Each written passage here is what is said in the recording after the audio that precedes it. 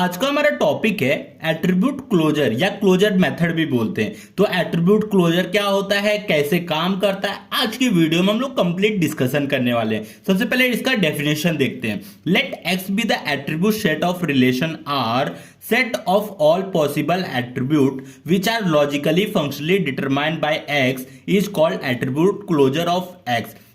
जैसे कोई एक्स एक एट्रीब्यूट है और रिलेशन आर का, तो जितने भी एक्स मतलब जितने भी फंक्शनली डिटरमाइन हो सकते हैं एक्स से रिलेशन आर में, उसको हम लोग बोलते हैं एट्रीब्यूट क्लोजर या क्लोजर मेथड। अब इसको हम लोग एग्जांपल से समझते हैं जिससे ये आपको डेफिनेशन समझे। जैसे कि ये हमारा एक रिलेशन है ए बी सी डी ई, और ए डिटरमाइन करता है बी को, बी डिटरमाइन करता है सी को, सी डिटरमाइन करता है डी को, और डी डिटरमाइन करता है ई को। ए का हमें क्या निकालना है, क्लोजर मेथड निकालना है। तो सबसे पहले हम लोग क्या लिखेंगे, ए एज इट इज लिख देंगे, क्योंकि ए से हमें फंक्शनली जितने भी डिटरमाइन होंगे वो हमें लिखना है। अब देखिए ए से क्या डिटरमाइन कर रहा है, बी को, तो बी लिख दीजिए। बी डिटरमाइन कर रहा है सी को, तो सी लिख दीजिए। सी डिटरमाइन कर रहा है डी को, तो डी लिख दीजिए। डी डिटरमाइन कर रहा है ई को, तो ई लिख दीजिए।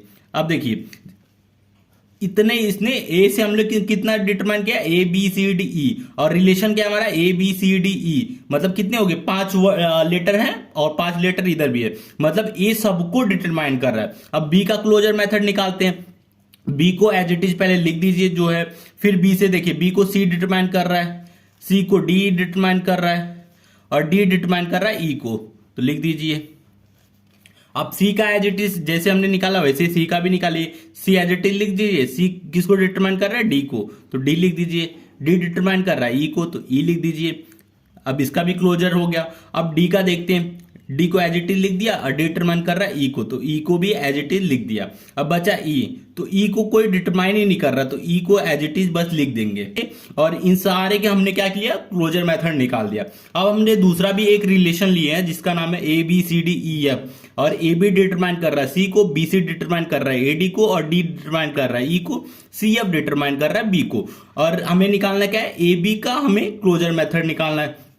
तो ए बी को एज इट इज पहले लिख दीजिए। ए बी किसको डिटरमाइन कर रहा है, सी को, तो सी लिख दीजिए। अब देखिए बीसी, बीसी है क्या, ये देखिए बीसी है। बीसी किसको डिटरमाइन कर रहा है, ए डी को, तो ए तो हमारे पास है ही, डी लिख दीजिए बस। फिर डी डिटरमाइन कर रहा है ई को, देखिए डी भी है, और डी किसको डिटरमाइन कर रहा है, ई को, तो ई लिख दीजिए।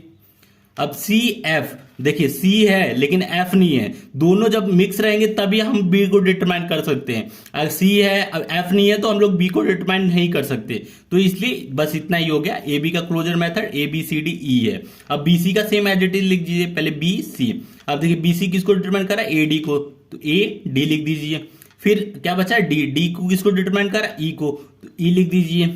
सी एफ, देखिए सी है लेकिन एफ नहीं है, इसको छोड़ दीजिए। और क्या बचा, ए बी डिटरमाइन कर रहा है सी को, ठीक है।